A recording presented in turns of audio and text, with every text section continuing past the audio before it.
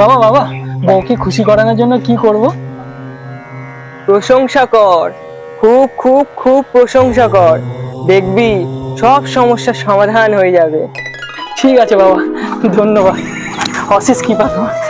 আছি বাবা। হ্যাঁ,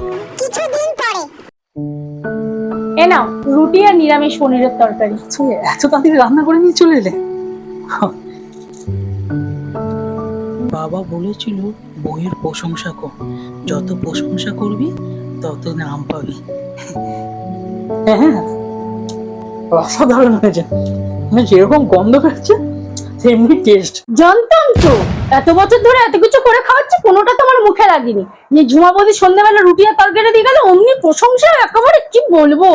হে প্রভু, কি করে কলকাতাকে খাবার কথা বলিস তো, দুদিন আমি কোনো তোর জন্য রান্না করে দেবো না।